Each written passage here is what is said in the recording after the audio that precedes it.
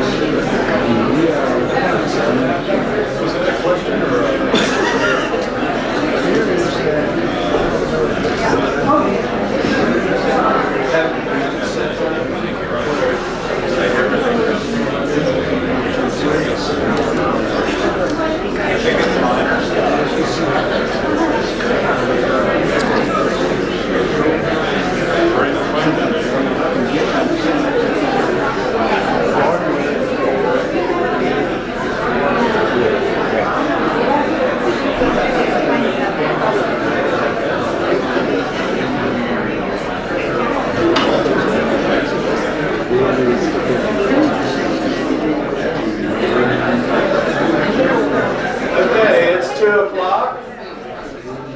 A few people are still coming in, but if y'all want to find a seat, we'll get started here in just a minute.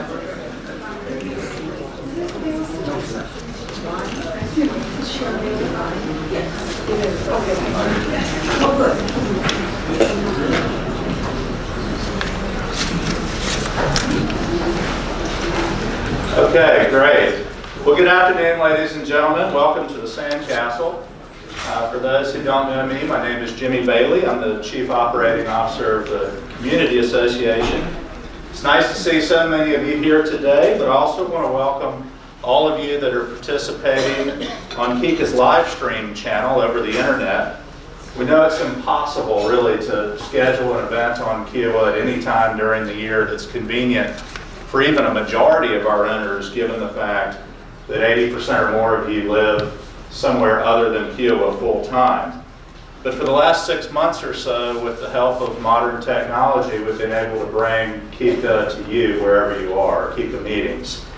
And that has been a great job done by our IT folks that have brought that to you, and we've closed that distance between Kiowa and the rest of the world tremendously. Further, if you can't participate here in person or on the live stream, video of today's meeting will be posted on our website literally within hours or less of us wrapping up today. So please let people know that they can view our comments, hear your questions and our answers to those questions at any time starting sometime this afternoon. So again, special thanks to the IT folks for doing everything they do to make this happen and for continuously looking for ways to improve the online experience. So we're really excited to be here today to share some details and answer your questions about what we believe to be an extraordinary opportunity for Kiowa. Before I get started, though, I do want to introduce a few folks and acknowledge some of the key leaders at both Kika and the Conservancy in negotiating the opportunity that we're here to talk about. It was a difficult and complicated three-way negotiation, but we worked well together, and I think we worked well together because we had a common goal. And the common goal was to do something great for Kiowa. Not something just great for Kika, not something just great for the Conservancy, but something great for the entire Kiowa community. Once the smaller group struck a deal, we then had to go to the boards of both the Community Association and the Conservancy. Boards that are populated by your fellow homeowners. People whose biggest investments in life are right here, people who have the best interests of the island at heart. And those two boards unanimously approved this deal, unanimously recommended that this be brought to the membership for a vote. And while not a party to the transaction, I'd also like to acknowledge the town council and the mayor for their unanimous support, as they believe it is in the best interest of Kiowa as well. I know I risk leaving some people out, but in particular, I'd like to thank a few folks, starting with former Conservancy Chair Kevin Cox. I think he is here. Did I see Kevin? Kevin really helped build momentum for this project, and when his term ended, current Conservancy Chair Richard Ames stepped in and took the ball and ran with it. Then, of course, longtime Conservancy member Dick Fishburne, who you're going to hear from in a little while, was just an absolute rock as we put this deal together.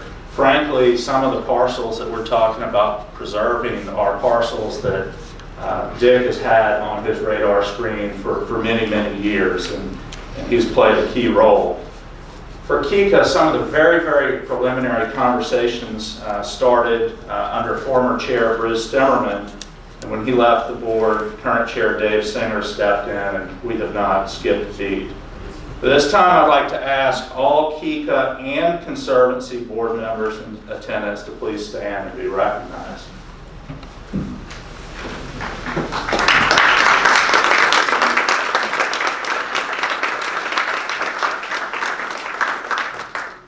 Thank you very much. So let's get started, and I'm going to spend a few minutes at the beginning providing a little bit of history about this parcel that really is what has caused all of us to be here today.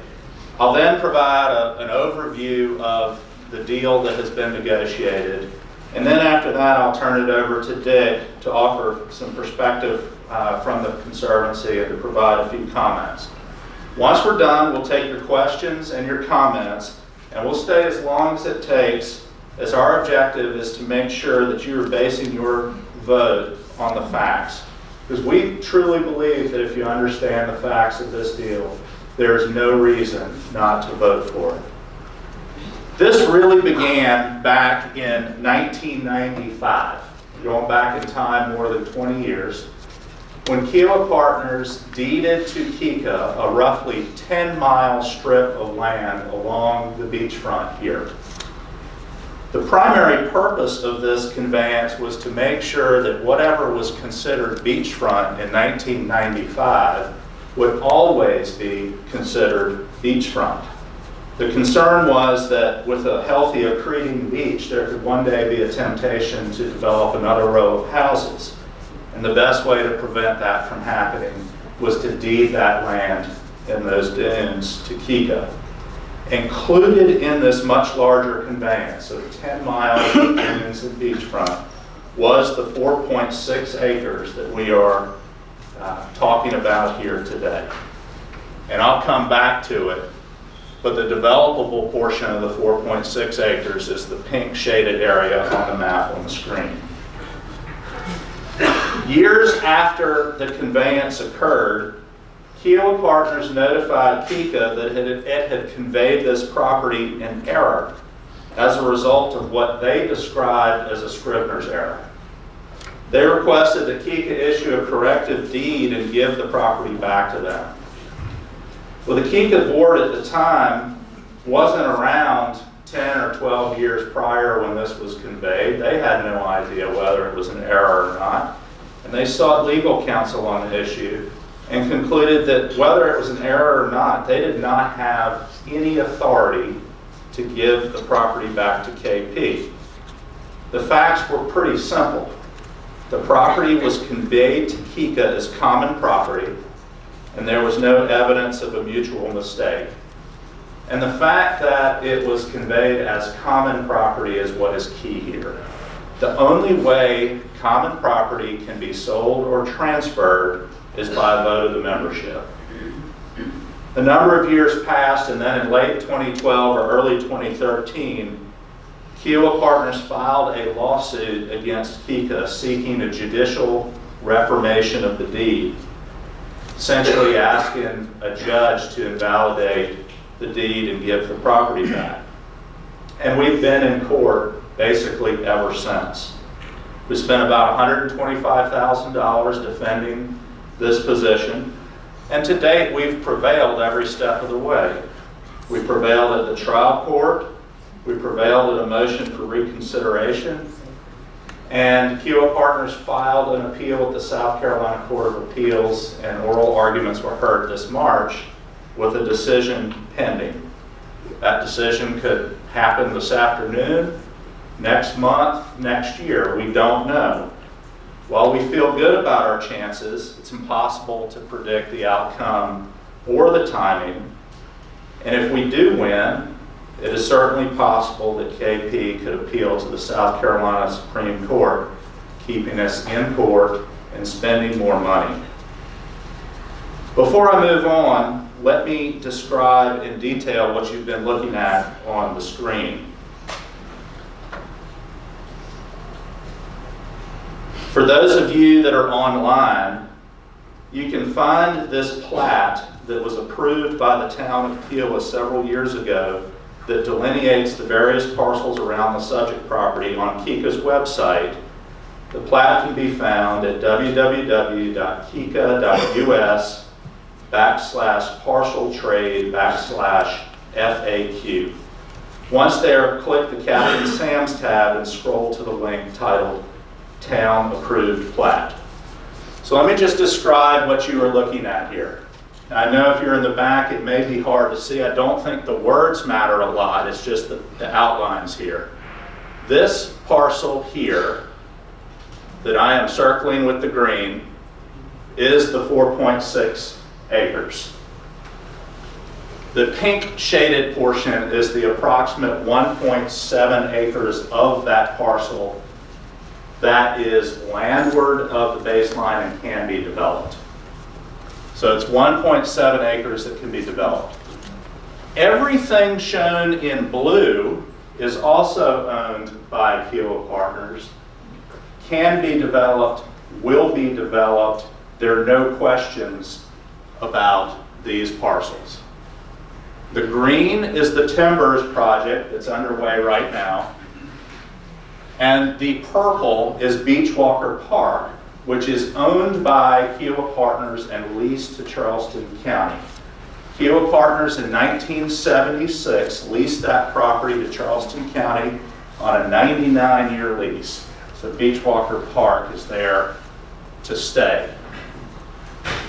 The yellow line that goes through here is a 50-foot right-of-way for a road that will eventually connect out to Captain Sam's if it's developed out there. As you can see on this approved plat, there is ample room between this parcel and Beachwalker Park to connect that road out past the 4.6 acres. I understand that there are people who would love to see anything that would prevent Captain Sam's from being developed. This is not where it's going to be prevented. The bigger problem exists here, where that right-of-way gets very narrow.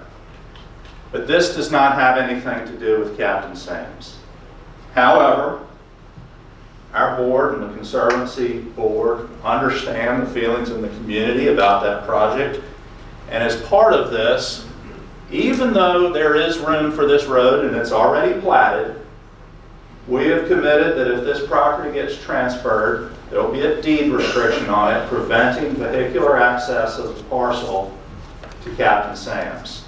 And that proposed draft deed language is on Kika's website in the FAQs. With all of this as a backdrop, Kika and Kiowa Partners have had on-again, off-again discussions for a number of years about the possibility of some sort of trade so that we could get out of court, quit spending money, and everyone could move on.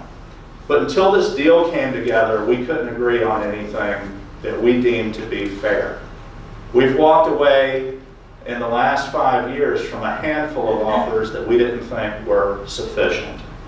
With the Conservancy's help, however, over the past 4 or 5 months, we put together a transaction that we're confident is a great deal for the community. And I'm just going to go over some of the details. Let's start with the entrance to the island. Last year, a number of people were very surprised when 22 lots near the front gate on Oyster Lake, long forgotten about by many, were sold in a bulk sale to a third-party developer. This transaction served as a wake-up call of sorts. It caused a lot of chatter, and it ultimately brought Kika and the Conservancy together to discuss what we could do to protect the rest of the entrance to the island. We had both noticed the survey flags on the 2 parcels shown here as Mingo North and Mingo South. You all know these. They're what you see when you cross over the bridge onto Kiowa Island. I've heard so many people say that that view welcomes them home every time they come home to Kiowa. So we saw the survey flags and found that land planning on these sites was well underway. With zoning and development rights for up to 25 condos, we became very concerned that this type of development would dramatically alter a big part of what makes Kiowa special and change the arrival experience to the island forever. As our discussions with the Conservancy and later with Kiowa Partners progressed, we agreed that these 2 parcels were of utmost importance and critical and had to be in any deal that we might take to the community. Thus, these are the first of the exchange properties that I'll show you this afternoon. Here's a closer look at them, but if the vote is successful, Kiowa Partners will give the Conservancy a conservation easement on these parcels and then deed them to Kika. Now, some might ask, why are they doing it that way? The partners, and I think it's a wise move, they want to make sure that whoever actually owns them has the ability to clean them up if there's a hurricane or a storm or what have you. The Conservancy has a small staff that does a fantastic job, but they're not in the land cleanup business. And so the Conservancy would hold a conservation easement on these 2 parcels, and Kika would own them. Now, I've heard some people say, this is good enough for them. If we were to stop right here, that'd be good enough to vote yes, protecting the entrance to the island. That's just the first of the exchange properties that I'll share with you. This is a similar view, but it shows in the green shade about 700 acres of marsh and hummock island stretching basically from the bridge onto the island to approximately where the Reds Bluff boat launch is located. Here in the yellow, you see the 2 parcels that I was just talking about. Dick will talk a little bit more about the significance of this portion of the deal and how it plays into a much larger conservation area that's developing along the Kiowa River. But a conservation easement will be placed on that property as well. Very important to this transaction for Kika is the acquisition of several parcels that will benefit our operations tremendously. Right here, next to our existing office building on Beachwalker Drive, they've carved out a tract of land for us to expand parking. If anyone has been to that office building when multiple events are happening at the same time, you know what a premium we have on parking. And I don't want to mislead. The town had many reasons for building a new town hall, but one of the reasons they cited was difficulty in parking at this facility. And given the fact that we are looking to that property to take pressure off of the Sandcastle for meetings and clubs and groups, making sure that we have adequate parking is really important. The other operational parcel that I want to point to is over here at our maintenance facility. We own just over an acre that is home base for more than 50 employees, trucks, equipment, offices, etc. But we also lease the adjacent parcel to Kiowa Partners for about $1 a year. It's the location of our greenhouse operation, which is very popular in the community. It's a place where a number of volunteers not only help put out the gorgeous flowers around the island, but it's a place where they have social activities. It's a bit of an amenity for members of the garden club. We also could have storage on that site. Our vehicles are parked there. And I don't want to get into a detailed explanation of the numbers, but we've looked at what it might cost if we were to lose that $1 a year lease, because the likelihood of finding additional property on the island at a good price is low. And so we think that this operational parcel benefits the community in tremendous ways by future cost avoidance. And I'm sorry that this isn't particularly clear here, but I think you can get the general idea. This parcel here is land for possible expansion or future expansion of the beach parking on Ocean Course Drive. That's between the existing beach parking site and the old fire station that's being rebuilt right now. And then finally, in terms of Kika operations down here in Ocean Park, you know, this here is about 6 miles from our maintenance facility. And so we will have an opportunity for $1 a year lease, sublease on some property there for us to store some equipment for our maintenance folks to not have to drag it up and down the parkway every day to work. Finally, labeled G on your map, this is about an 8-acre hummock island on Bass Creek that would be transferred to the Conservancy and put into conservation. In addition, the Conservancy separately negotiated for several additional items that Dick will discuss in just a minute. So what do we give up to get all of those parcels? We give up 4.6 acres of land, 1.7 acres of which are developable only by Kiowa Partners. Kiowa Partners is the only entity that has development rights for that parcel.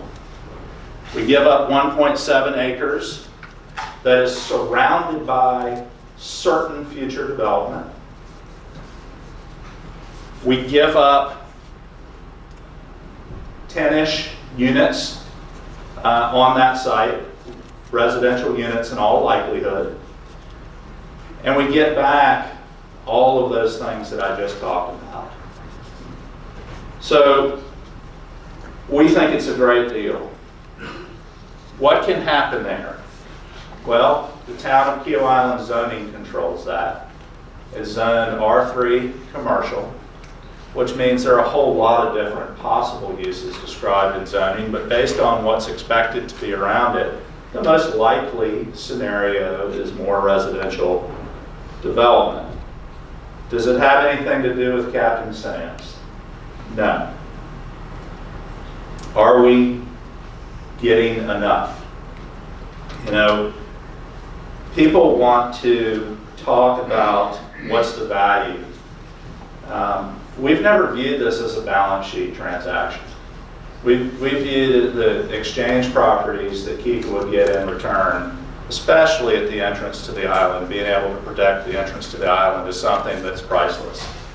The town's environmental committee meeting the other day, and the environmental committee, by the way, recommended approval of this.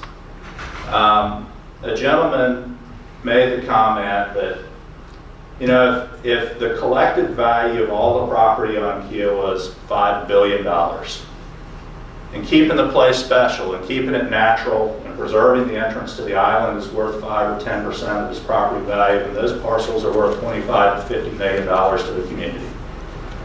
That was his that was his observation, but I thought it was a great point. And then finally, why so fast? We've gotten that question a couple of times. Well, to use Dick's word, we view this deal as potentially perishable for a couple of different reasons.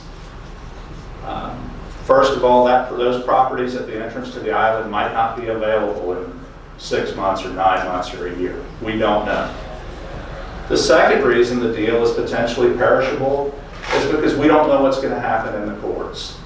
And so our objective is to try to get this done while we can do it, as our board chair said in his notice to the community the other day, for free.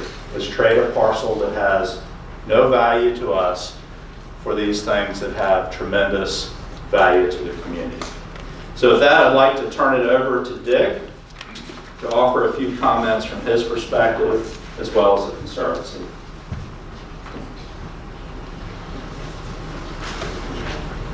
Thank you. I noticed some of the people in the audience have been to some of the presentations that the Conservancy has done. This is the fourth question and answer period that the Conservancy has held since the vote was announced. We have 7 more open forums for people to ask questions before the vote is due. So we believe there is a lot of time, if you have questions on your mind, to make sure you're comfortable you have the information that you end up needing. Now, I add that comment because you may have heard some things from Jimmy, or you may have heard some things from me that you've heard before. But for the people who are new for the first time, we want to make sure you have the benefit of being able to hear the whole context of this particular discussion. I think one of the tones that you heard Jimmy talk about is this is not something that has developed in the last few months. This is something that has been going on for a large number of years. The aspect of the 4.6 acres started 20 plus years ago. The Conservancy started 20 years ago with a primary aim of preservation of property to help wildlife move through the entire island. That charter has morphed over a period of time to the recognition that one of the most valuable things about property that may not be able to have a residence on is for its research value. As we reach a build-out stage and start to think about what this island is going to be, the health of our wildlife is an indicator of something that might affect us and affect the value of our properties, both from an aesthetic, a conscious point of view, and a financial perspective.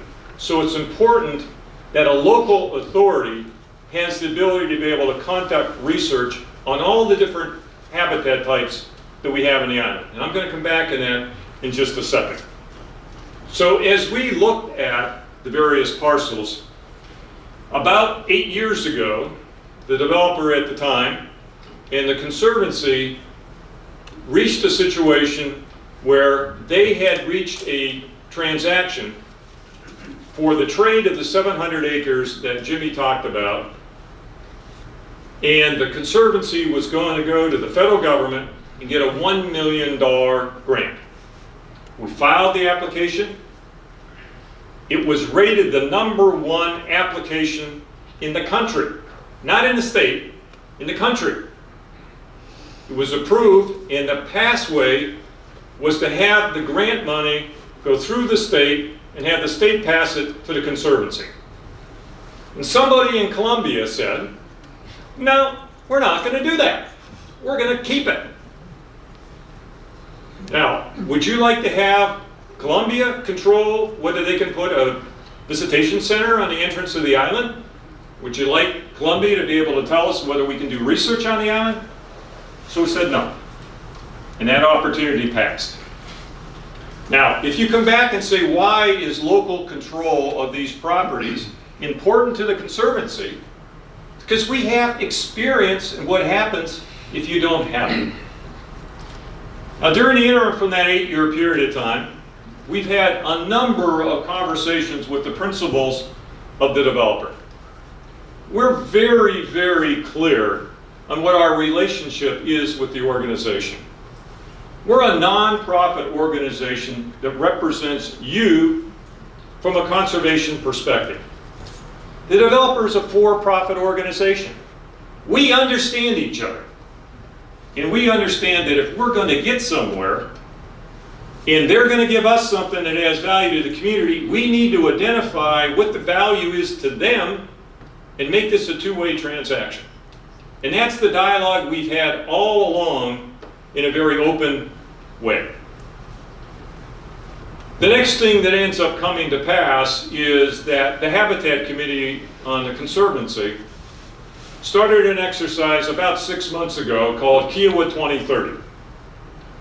And what it was about is, what's this island going to be like in a post-developer phase? And given that, what do we need to work on in the short and medium term? Now, we have 4 things that we try to do to carry out our charter. We research, we educate, we preserve, and we restore. Now, when you look out at what we should do for the next 15 years, the education part, the restore part, the research part, is not something that has a degree of urgency to it. The preserve part does. The developer is going to leave the island. And when they leave, we don't know what they're going to do with the various kind of land. And so if we have a target, we better understand that. And when we talked about what might we want to preserve, what you do is you go and look at where is the land that's not under an agreement between the town and the developer to be developed. And when you walk through that exercise, it's a very small list of activities. But we didn't want the Conservancy to be making that decision. So we had meetings with the senior leaders of the town. It's the mayor, the community association, that's the chair, the resort, Roger Warren, and the developer. And we talked about what was important, and over the course of time, what everybody agreed to, it was the entranceway. Now, in a broader sense, the entranceway was defined as anything between Freshfields Roundabout and the second gate. Because that's part of what the experience is, with the highest priority from the bridge to the first gate.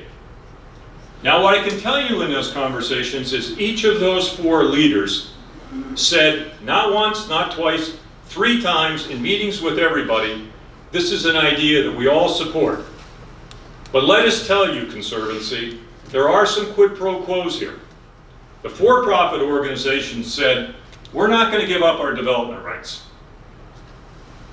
And the town organization said, you got to do this in a way where we don't have a food fight in town, because that's not good for the reputation of the town. You need to find a way to do this in collaboration. As Jimmy said, the next event that occurs is the sale to a developer of the 22 sites between Kiowa Island Parkway and Oyster Lake. If there was any doubt in somebody's mind that something could be developed, this said that they are going to develop if they can get somebody to come along and buy it. And so that increased the urgency for the Conservancy in terms of what we might be able to do. So we went back to the developer and said, well, what can we do on those parcels between the bridge and the first gate? Can you give us first right of refusal? So that if somebody comes to you, we at least have an opportunity to be able to give a counter bidding. No. Would you be willing to sell them to us? Yeah. Put both your hands up and count what the number was that we'd have to pay to buy those properties. How easy do you think it would be to raise that kind of money? We had an opportunity to go to the state and to get a grant. We were encouraged by the people in the Department of Natural Resources at the lower levels of the organization. They were ready to write the grant for us, and the upper part of the organization said, nope, we're not going to support that because you people in Kiowa have so much money, you don't need any money from the state. And they refused to help us. We've got to do it ourselves. So we were kind of depressed at this point. And then what happened is we became aware of what the discussion was between the community association and the developer on a set of parcels that were related to their area. Now, if that's all it was, you wouldn't have anybody from the Conservancy standing up here and talking about it, because that has nothing to do with us. The same way that you heard from the mayor yesterday that it doesn't have anything to do with the town council. That's a transaction between two entities. But what we did come through and say to them is that if you look at the transaction as you have set up, a swap of the 4.6 acres for maintenance facilities, it has two fundamental problems. It is unlikely to have you get the 75% supermajority that is required. The first is, it's too hard to understand the value to the community. I'm going to buy some maintenance property, maybe. I'm going to offset some costs way out into the future. I get it, I'm a finance guy. But a lot of other people can't understand that. It's too hard to explain. They're going to get the ballot and they're going to throw it in the wastebasket. The second thing is that there's a lot of people on this island that are concerned about the development of the spit.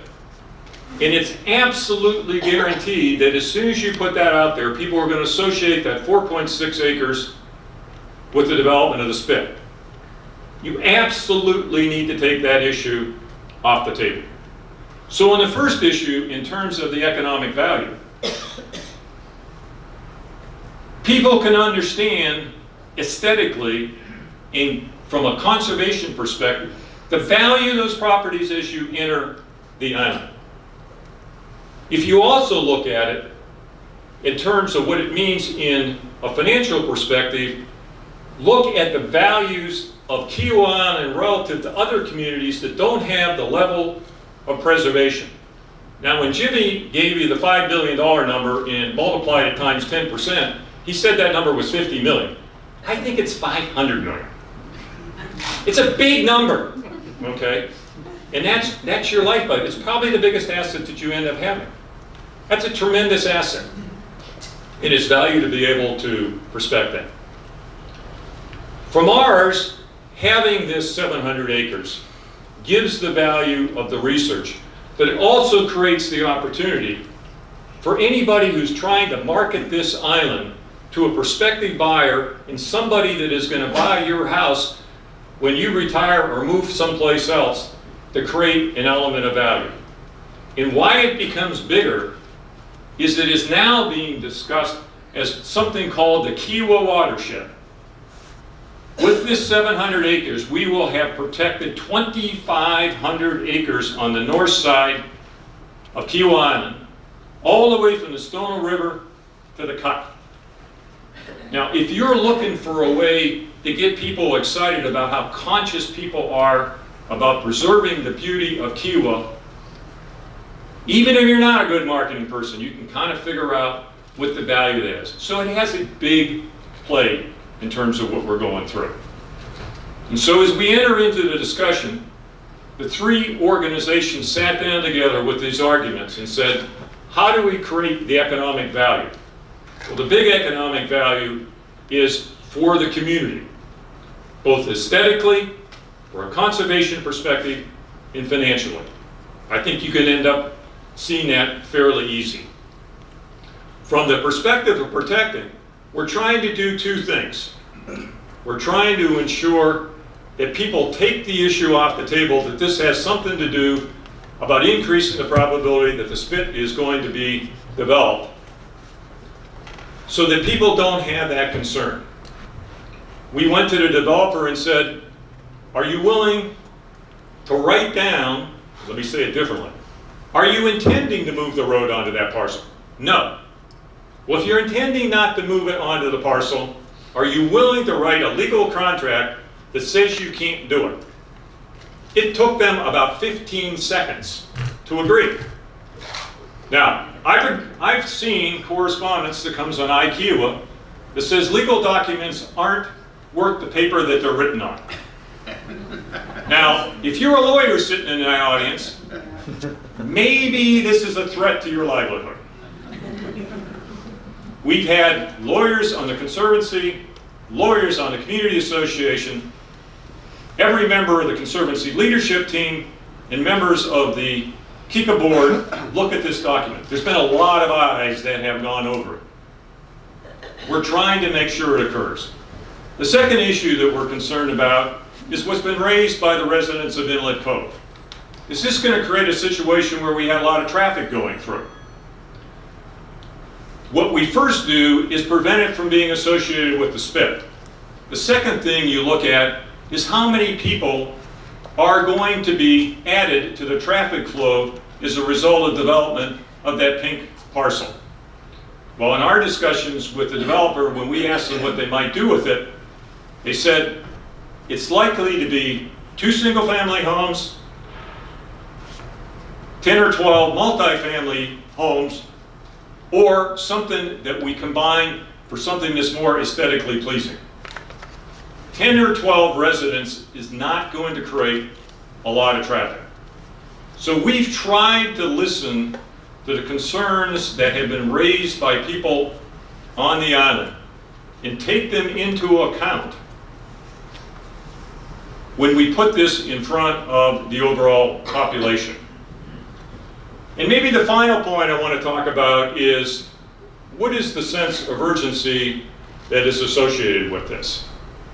This transaction has been going on for a long time. It's hard when you've been in a negotiation for 8 or 10 years to say you have a sense of urgency. But when you actually get to the point where you have a transaction, it can unwind. It's very clear to the Conservancy from our discussions with the developer is that they have active buyer or buyers looking at those properties. You can tell in a negotiation, if you've had a little bit of experience, when somebody's got something in the back of their mind, and it was pretty obvious to me that they did. So I really liked the comment that Craig Weaver made in his remarks yesterday from the town. He says, any decision like this is a set of trade-offs. What you're basically saying to the community is if you love the look and feel, if you like the fact that your fees might be lower, if you like the fact that you're going to have better access to maintenance, this is a transaction, he didn't say this, but people have said to the Conservancy, this is pretty close to a no-brainer. If you get to the situation where you think we ought to try to preserve the ability not to develop 1.7 acres on the beach, and you're willing to have all that property built on the front, then you ought to vote no. That's the trade-off decision you ought to make. What the Conservancy would encourage you to do is make sure you have your questions answered. And when you do, vote. This is a democratic process. If you sit back and don't vote, please don't complain if something goes the wrong way. What the Conservancy would encourage you to do is take the Conservancy value into place. The Community Association, the resort, the town, the developer, the Conservancy, the South Carolina Department of Natural Resources, the United States Fish and Wildlife Commission, and other independent conservation groups has said this is a good deal. In one way, it scares me to think that Kiowa has a chance to preserve this amount of property, and it might say no. And what does that say to people about what we believe about conservation? I know how you feel, because I've talked to many of you. So what I encourage is vote on your conviction. Now, as Jimmy said, we'll be here as long as you would like to answer any questions that you have. And there are meetings that the Conservancy is holding. There's 7 more of them. They're on our website. If you get some questions that haven't been either asked or answered in this meeting, please feel free to come to this, to ask any of your Community Association board members or any of your Conservancy trustees. Thank you very much, Dick. And so just to try to be somewhat orderly about this, if you have a question, if you just make your way to the microphone, say who you are, ask your question, and then one of us will answer. Can you hear me? This doesn't sound like it's on. Can't hear. Yeah, he can hear. No.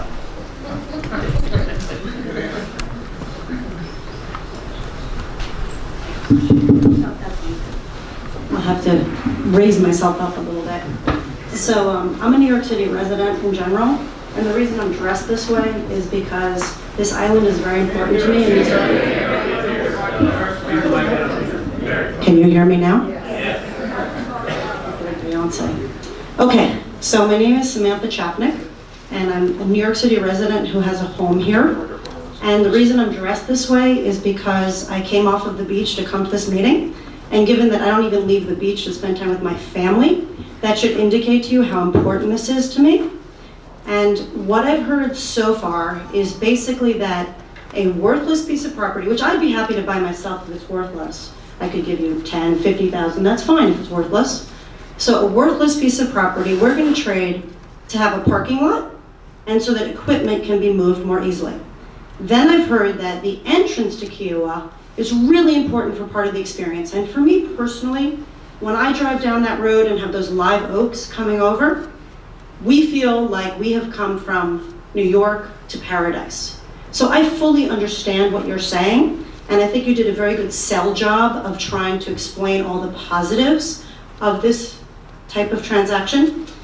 But my first question, I've got 3 questions. The first question is, if the island is worth $5 billion, and many of us here probably are not struggling for funds, why can't we raise the funds for those 2 pieces of property? Can they really be that expensive that property owners who are combined worth $5 billion of our property, we can't come up with the money for those 2 things? And in part of that question is, has there been a GoFundMe campaign? Has there been anything to help raise the money for that other than going to the government? And of course, I wouldn't give you money either if I was the government and you were Kiowa, because the residents do have money, and I understand that. So that's number 1. Number 2, I personally would love you to explain a little bit more how having a parking lot and the ability to get equipment on the road easier benefits me in any way, given that what I really value here, I hear you talking a lot about money and how important it is. And I live in a city where we are ruled by money, and I also see what it's like to live in that city. That's why I have a house here, because I like to be in a place that's ruled by nature and the environment and other things other than money. So my other question is, have you thought about the other bottom lines? I've tried to reach out to you guys to get solar done here, to get electric carports done, things that would enhance the quality of life, and I didn't feel that anyone was responsive to that. So I'm wondering, if I'm not hearing these other things are being valued, why are you now telling me that you value these other things as part of my quality of life? So that's my second question for you. And then the last question is, what makes you think that, given that this entire situation is happening because of a legal document that has not been considered valid, why am I then supposed to buy that another legal document is in fact going to be considered valid? So those are my 3 questions for you. And I don't know, shall I sit down, or do you want me to stay standing while you're answering them? Wherever you please. So I'll start with the last one, and we can try to work our way backwards. The last question, the reason why we're here is because the legal document is valid. It was conveyed properly, the deed is clear, there's no ambiguity there. And that's why we're here today. Doesn't really matter whether or not they made a mistake or not, they conveyed it properly and legally, and they've not been able to get a judge to disagree with that.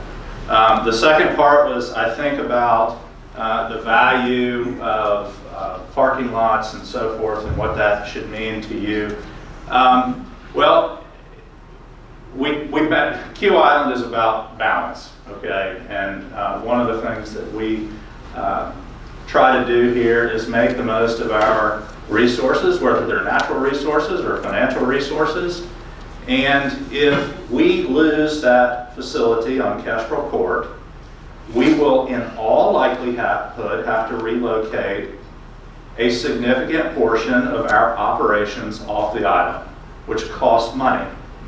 Our opinion is if we can do that at no cost, that's a better deal for our property owners. Certainly respect a different perspective on that, but that's our conclusion. And then the first part, you want to take the first part? So the question is, how did the trustees of the Conservancy come to the conclusion that pursuing the purchase of these parcels might not be the most attractive situation? Well, the trustees have looked at a lot of property over a period of time throughout the island. And as we have these discussions, the 20 trustees that exist today, you really have a discussion when you start to look in the eye and take it out of the abstract. Are you willing to go out and try to raise this kind of money? What is your feeling in your discussion with your neighbors about whether somebody is going to be willing to write the checks to do this? And frankly, the consistent answer is a number of that magnitude, based on the judgment of the trustees that have been involved in the Conservancy, in some cases for 10 or 12 years, is that it's not going to happen at that magnitude. Before we move on to the next question, can I ask someone from our staff to turn the air conditioning down? You all right? All right. Yes, ma'am. Excuse me, before you get it, question number 3. You said it's actually legal now.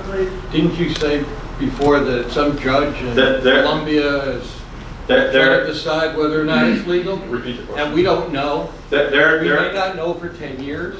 There's a question about, he's looking for clarification on the third part of her question about whether or not the legal document is valid.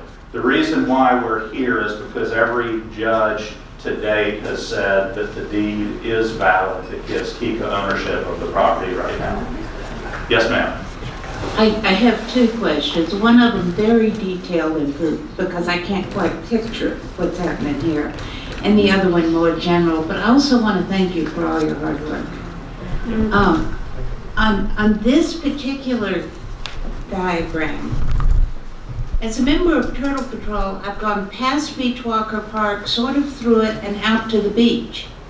And I can't tell on this how that happens, which makes me alarmed about how it will.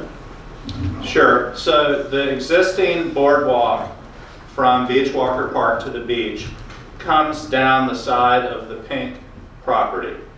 On the materials that we originally published, we mislabeled. We actually put that boardwalk label on the vehicular path, not the pedestrian path.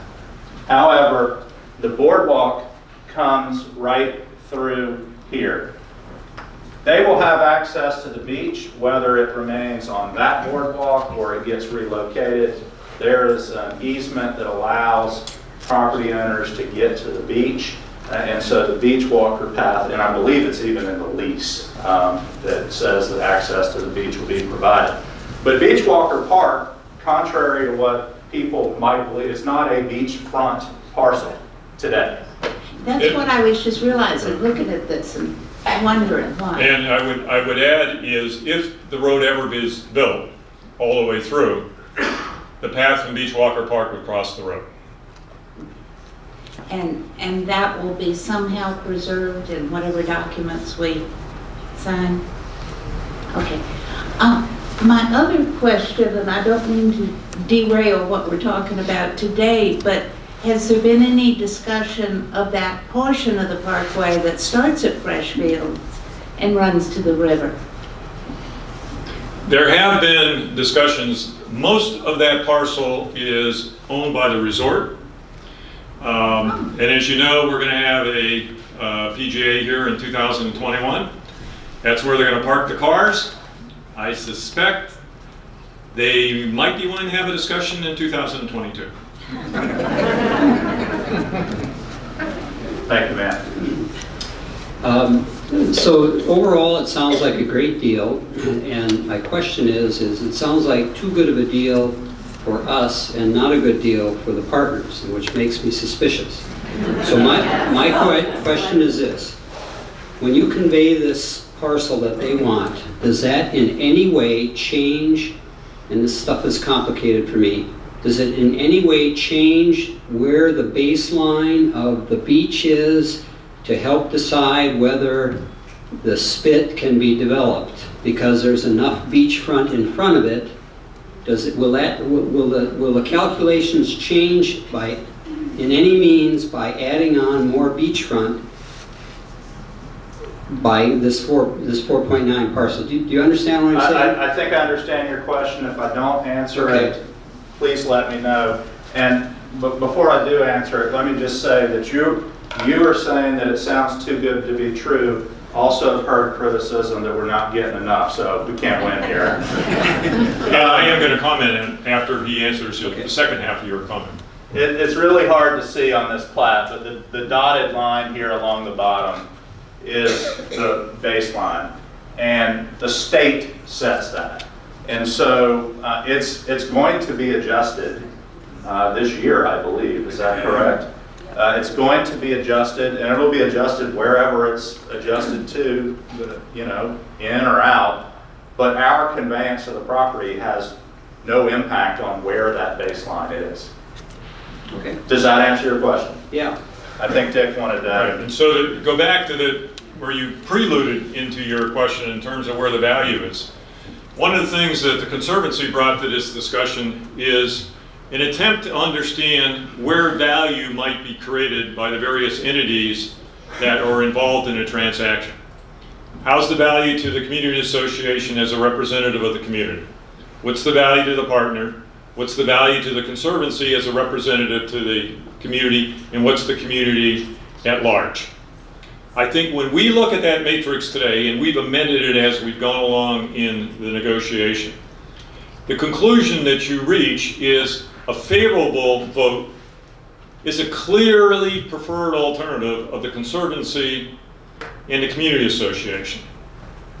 In our view, the partners are pretty neutral on this. They're slightly in favor of this because the parcel in pink is going to be a lot easier for them to develop, i.e. get their money earlier, than the parcel along the entranceway.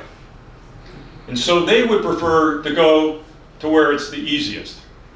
If this gets turned down, however, they're going to go make that much money or more by developing the parcel along the entranceway. So to them, they're kind of a little bit indifferent. So the people who think that they are going to get a big win, if you vote no, you're going to do something to them. Our analysis would say that's not true. Now, we've got a couple representatives of the developer here. I'd be happy to let them make a comment if they want to, or they can say, yep, that's kind of the way we see it too. Hi, my name is Steve Parks. I spent much of my career negotiating contracts, so I would never tell my lawyer friends that a legal document's not worth the money and the paper it's written on. But I do know that legal agreements can be changed if the parties to those agreements want to change it. So this whole deal requires a vote of the membership. And that's obviously subject a requirement of the bylaws, and I don't know what feature of the deal triggers the bylaws and the membership vote. But let's say the deal goes through, and 1 month, 2 months, 6 months from now, the partners come back and say, let's amend that deed that you placed to prohibit access to Sam Spit. Does that amendment of the deed, which again, a legal agreement can be changed among the parties, who has authority to amend that deed from Keepit's perspective? Does it require the vote of the membership again, or is that a board decision, or is it delegated to any officer of Keepit? So my view of that is that... That's a legal question, I mean, bylaw question. Right, and be clear, I'm giving you my view of that, is that's a decision of the membership, because the membership is voting on... Can you confirm that with your lawyers that do know the bylaws back and forth? I will. I think that's an important question. I will. Secondly, And I would also add that if somebody disagreed with that, it's easy for them to say you're violating this and I'm being harmed by that and therefore I can sue. well, okay, we know what suing means. We got recent experience that somebody thought property at Reds Bluff could have a fitness center, despite the legal agreement. But okay, second question, again, related to the 1.7 acres. Does that deed prohibit the transfer of that property? The easement you're putting on there to prohibit access to be used as Sam's Pit? Could the partners come back and swap the Beachwalker Park property for this property? Well, the deed restriction would run with the land. I understand that. But does it prohibit, does it prohibit the transfer of that property? No. Okay. So in theory, the partners could take that 1.7 acres, but could take Beachwalker Park, swap the 1.7 for that, and use the access to build a road through that feasibility. Well, the partners have a lease with Charleston County. And I trust my lawyer friends would say that the other party to the lease would have to agree to it as well. I understand. But in our analysis, and I believe the Conservancy's analysis, we've concluded that Beachwalker Park is not relevant to the road because, number one, it can already fit between the park and the parcel today. And they have easement rights to cross the park already. Now, I don't think that they would need to do that or do it, but they can cross the park already. But they can't move it. They can't move the They can park. cross the park to build a road? Absolutely. Okay. All right. And if you probably add that, thinking of how the Community Association Board might think about this, when you have the parking back there, it's obscure from people walking down the beach. Moving parking down to the pink, if that's what you were thinking as an option. Well, it's obviously right on the ocean, so those Right. people that park at Beachwalker to walk to the ocean have that much less of a walk. They're right there. Yeah, so what I'm saying is that I think a lot of citizens in town would say having cars parked on that pink is not something they would like to see when they walk down the beach. Now, I came in late to the discussion on the 700 acres. I look at that 700 acres. I live on Old Dock, and so I look at that 700 acres again. And of course, at low tide, that is oyster beds and marshland. At high tide, it's a shallow lake. Can you help me out again where the value of that property is? It has two values, and both of them are, you have to have a little bit of an imagination to be able to go through and do it. The biggest is the potential to make sure that if we want to do research on an endangered species or any other species, that we're going to have access to that particular property to be able to do it.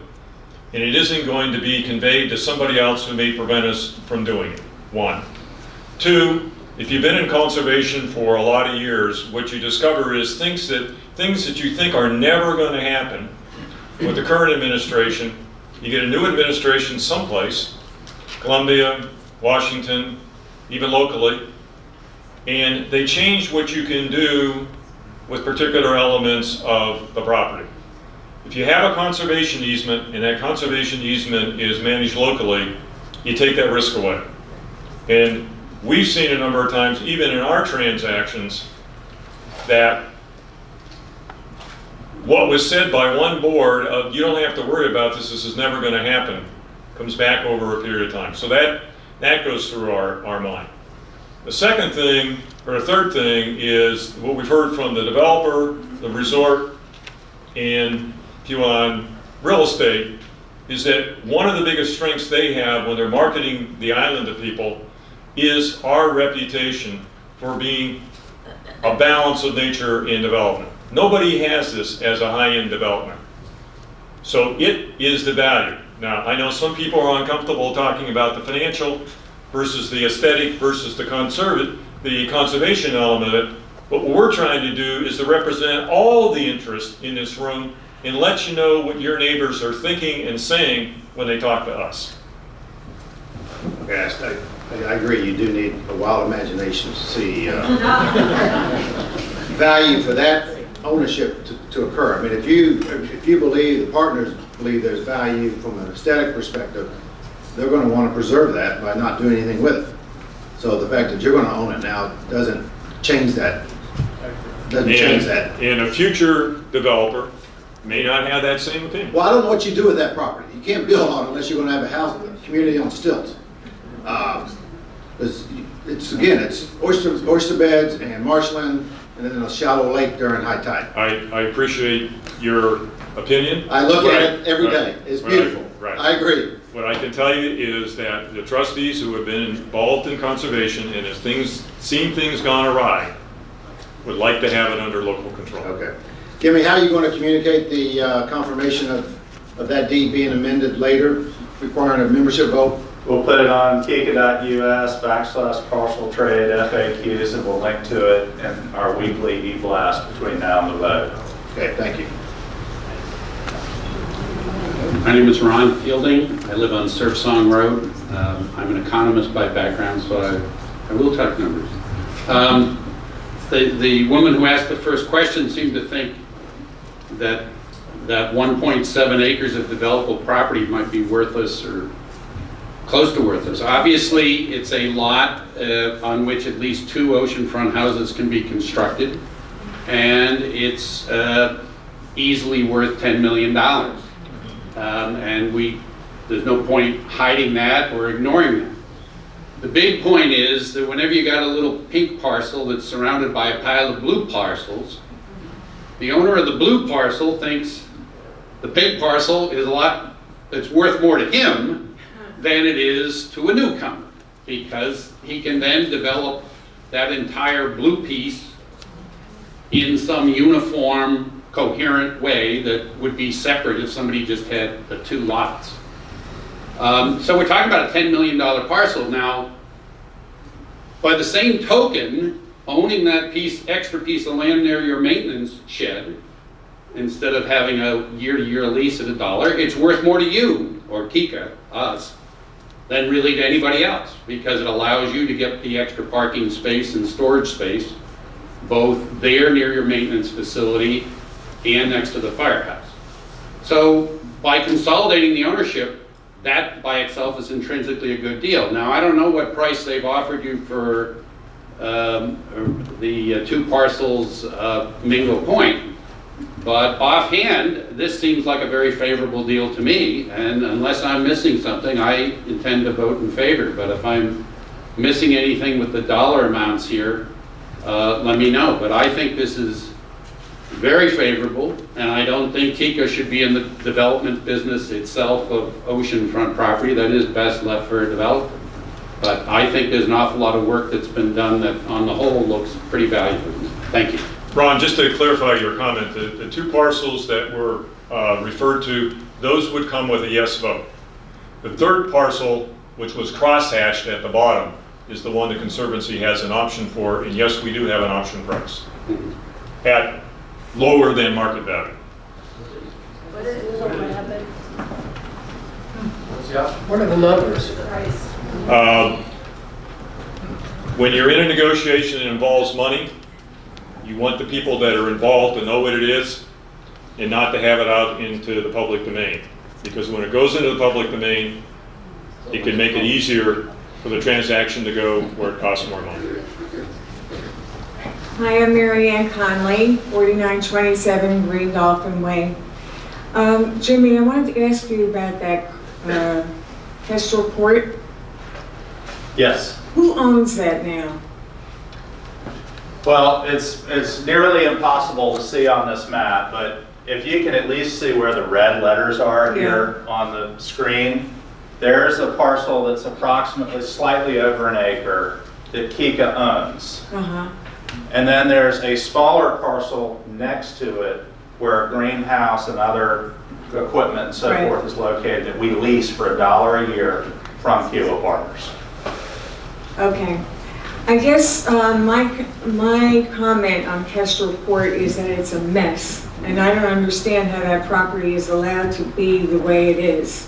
And my feeling was, if you're negotiating to get things from the partners, maybe they could put in a road there. for us, instead of just having a dirt road. And of course, there's another need for the environmental recycling, but that's a town problem. But I don't understand how the standards apply to this property and they're not living up to it.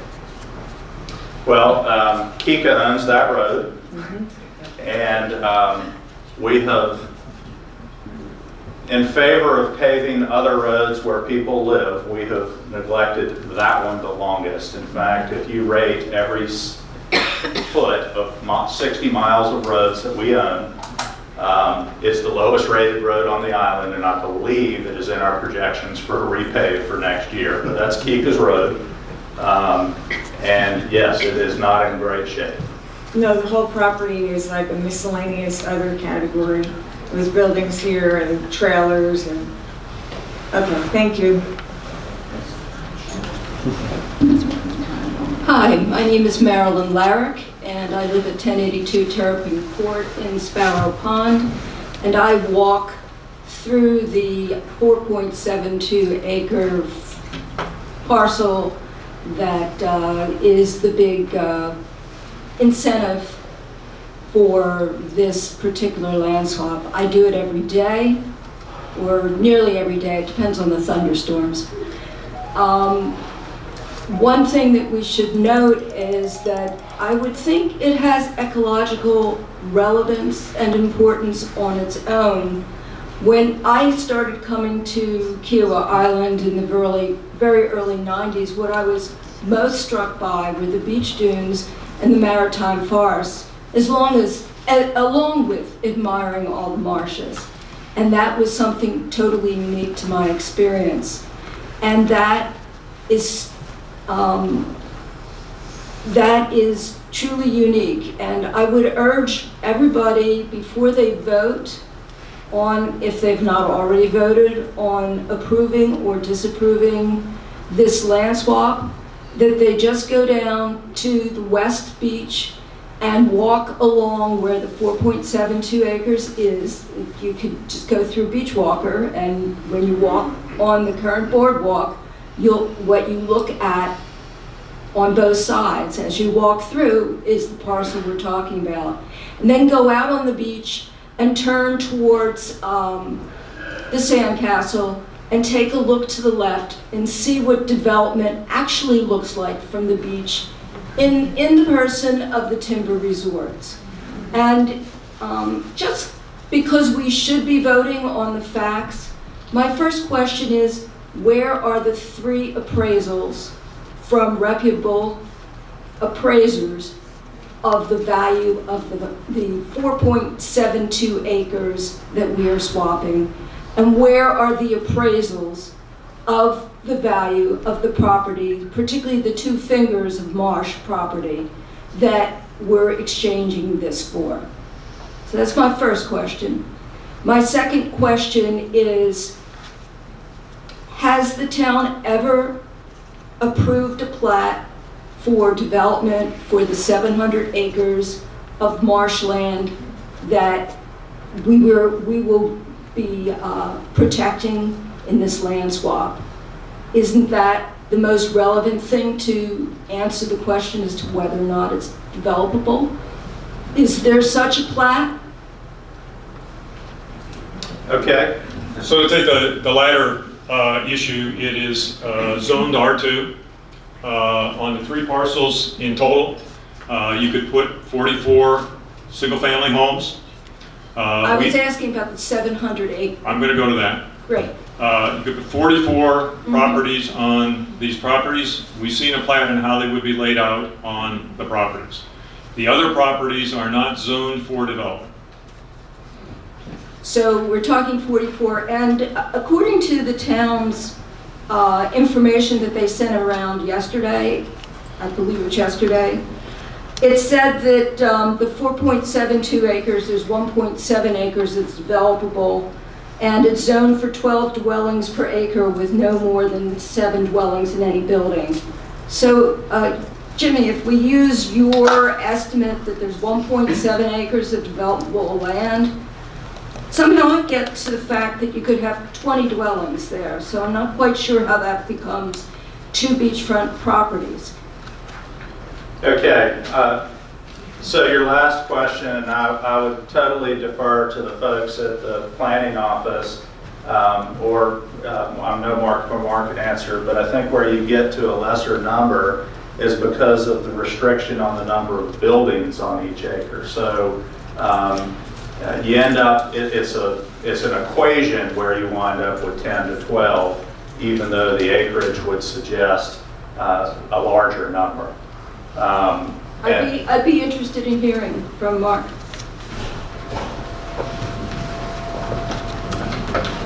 Marilyn, there is a math word problem that would be a derivative, just like what you said. Mm-hmm. And then there's a practical application of when you put setbacks on the property, when you take into account how many units in a building, and a variety of other things. So what we did, there are 2 base cases.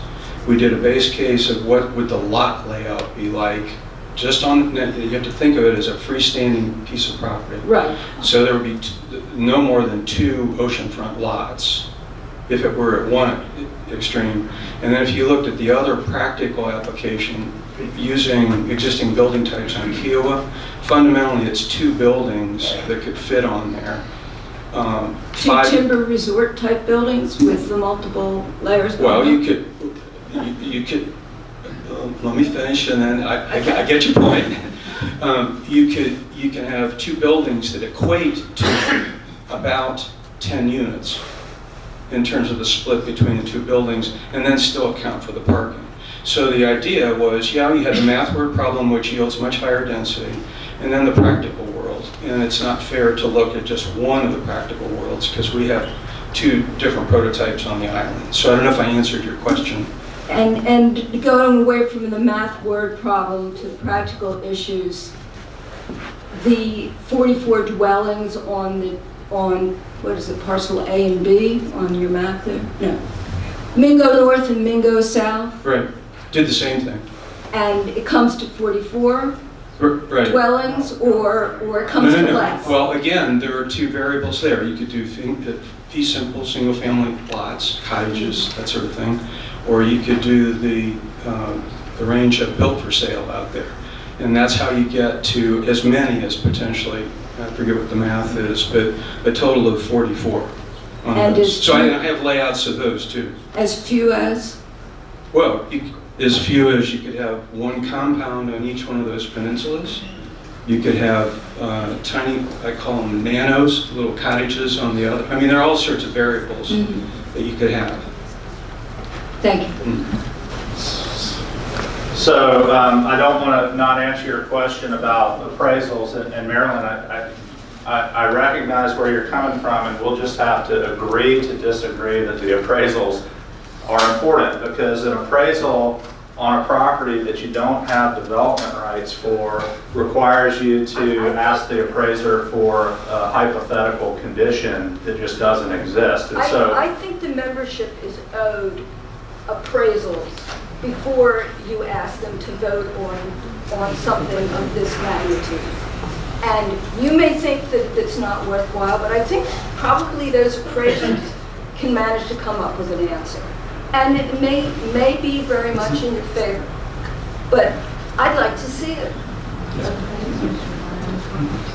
Yes, sir. You know, Jimmy, it might sort of bring this to life too, because you're telling us that the developer's been suing us for a couple of years to get this property back. I mean, it would sort of help to mention it if we understood, because I always heard that the developer wanted this to do the spit. And I'm accepting your answer that they don't need it, but I still kind of want a better feeling for why it's so important to them, and, you know, what the money. Well, you know, we can't obviously speak for them. The gentleman a little while ago suggested that maybe it's worth $10 million. I wouldn't dispute that. I mean, I wouldn't dispute that argument. But then we look at what is the other stuff worth to us, and Yeah, I mean, what's it worth to them? I don't know. I mean, it's pretty hard to tell.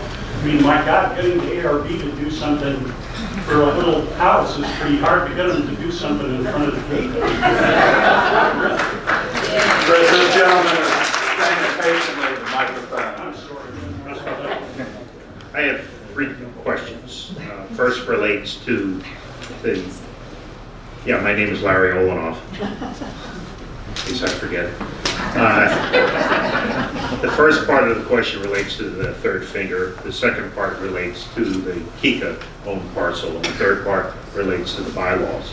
First question on the third finger is, how did the deal logic go so that was not included in the swap and that became an auction price? And if you're not going to tell us what that price is, but if the Conservancy does not come up with that price, does that, and the land gets sold to a third-party developer, does that make a big change on the whole concept of not changing the appearance of the road going into the gate? That's the first question. Second question relates to the parcel, the 4.7 acre parcel. Does Kika have any options in terms of how that gets developed? Was there anything in any future plan as to how that might be developed? And the third question relates to the bylaws. If in fact a quorum is not reached in the context of this vote, is it true, and please correct my understanding if it's wrong, that then essentially the Kika board makes a decision on this? All right, start with that last one first, because I want to be very clear. The governing documents state that for the transfer of common property, you must have a quorum of 51%, and 75% of the quorum must approve. Okay. If you don't reach a quorum of 51%, then if you have a second vote, there is no quorum requirement, but you still have to have a vote. We very much want a quorum. 51% is very doable. We typically get 56, 57% for our annual meetings, but we encourage you to please vote. So there will be no decision by the Kika board to do this or anyone. It will be the members who decide this, whether it's this first time around or a potential second vote. Does that answer you? Well, let me follow up then. So if in fact quorum isn't reached, will there then be what is the typical procedure? There'll be a special meeting called and a vote will be taken at that meeting, or will there be another attempt? It is the exact same procedure. To have a special meeting, there has to be 30 days notice. Just like this one, voting can happen in that intervening 30 days, but there has to be a called meeting with at least 30 days notice. Okay, and so that, in that case, the second vote does not require a quorum. It'll be whatever the vote is. That's right. It will still require 75% positive. That's correct. Okay. After all that, I've forgotten your first question. So the first question was the third finger. So to back up to one of the other questions, a standard practice that the Conservancy has used in all undeveloped property on the island when it is looking at the potential of putting them under conservation easement is getting a complete market appraisal with all the technicalities with it costs money. You can get most of the answer that you need by going to one of the local real estate people and say, do us some comps. And you can get the number, the money number, within a fairly narrow range that is going to be accurate. In 20 years, we've never had an issue associated with this. So we have comparables on the two plots to the top. We have comparables, the one in the bottom. We actually have a market appraisal on the one in the bottom.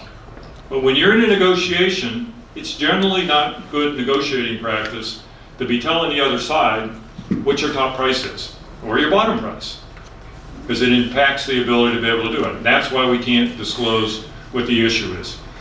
When we went into this situation and said, what are the conditions to have the Conservancy's support for this particular situation, the developer came back and said, I'll include the two, but I'm not going to include the third one. And we said, well, we're gonna walk. And they said, we don't want that. So we'll put an option on the third one.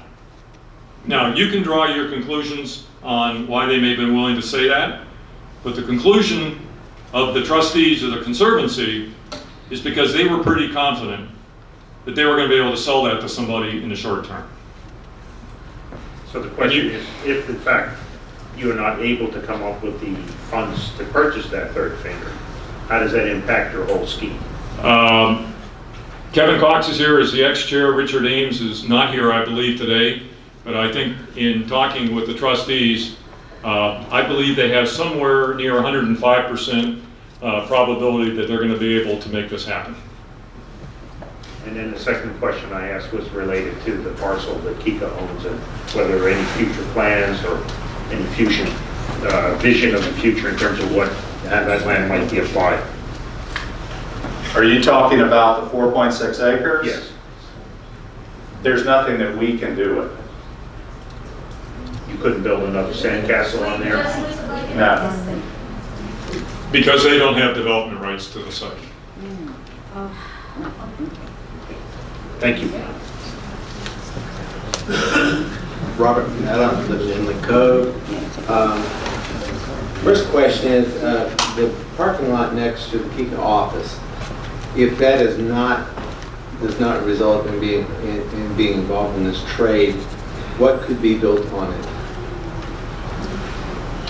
If the parking lot, proposed parking lot, you want additional parking with the office. My recollection is that's a developable lot. so I don't have a real good aerial here, but if I'm correct, my pointer right now is on the existing Kika office, and if I move up to here, the gas station is up here. Mm-hmm. This entire parcel is, how many acres, Mark? Collectively, it's about 11 acres, but can I take a shot at answering the question? I'd be happy to. The specific area that's been identified as appropriate for being part of this array of offerings is contiguous to the existing KICA, what's it called now? Community Center. And that is presently zoned R3. So it would allow for residential use. But I think in the development agreement, rather than 12 units per acre, it's 10 units per acre. So the immediate answer to your question is it would allow for multifamily residential on the property. And if you all do obtain it, you'd be using it all for parking or just?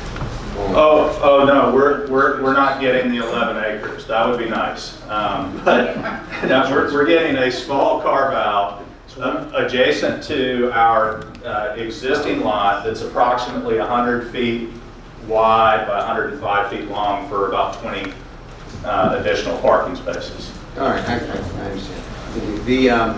The survey with the pink lot showing, when was that done? When was that survey done?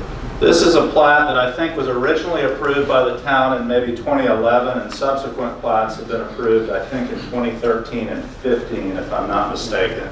I can't read the date on this one, but it is.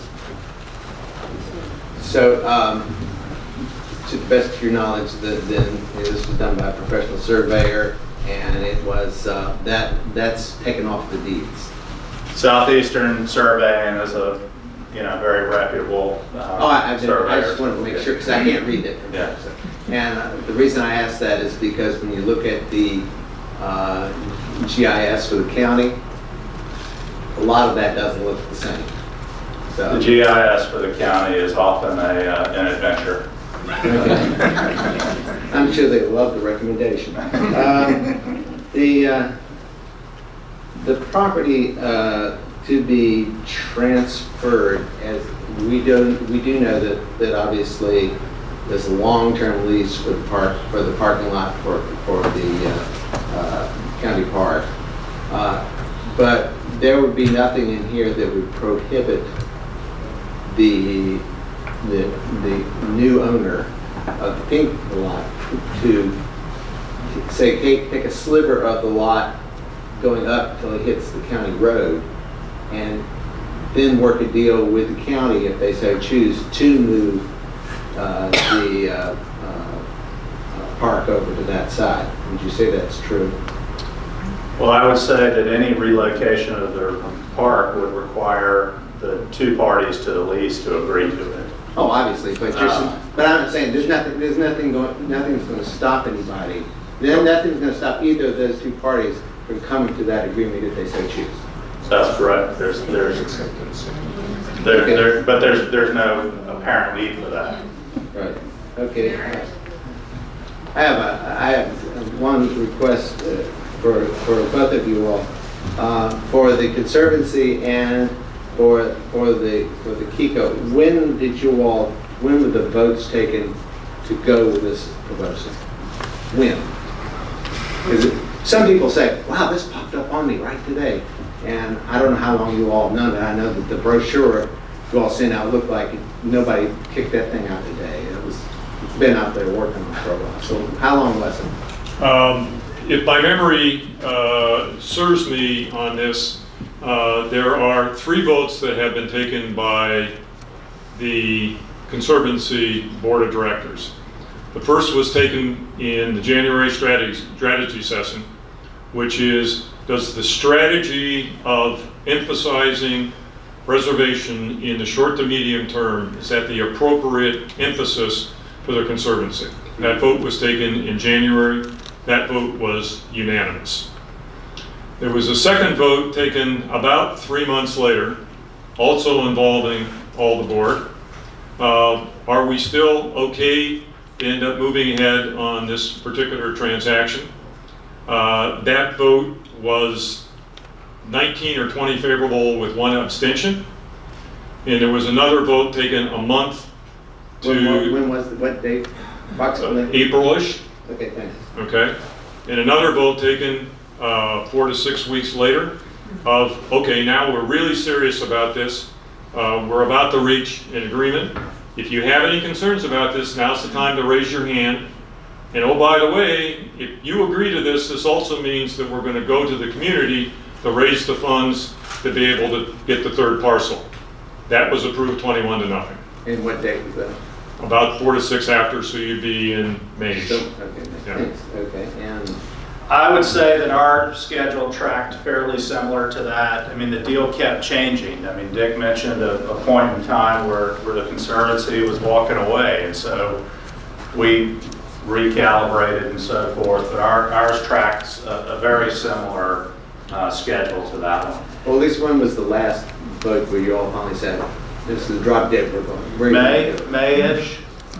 And, you know, there was a lot of discussion about, well, when do you go public? Go public, and one of the things that we can't remember whose urging said, let's push it a little further back in August to kind of straddle the time between people are here for the summer and when people come back in the fall. Thank you very much. I'm Jim Gerardo, and I live in Sparrow Pond. And over the last couple of years, the Kiowa Island Community Association did a lot of research and showed that we were behind in amenities compared to like communities throughout the country. And we did a lot of work for that, and we went ahead with looking to improve the amenities, and that whole Rhett's Bluff thing occurred, and it's sort of at a standstill because we don't have any other ground.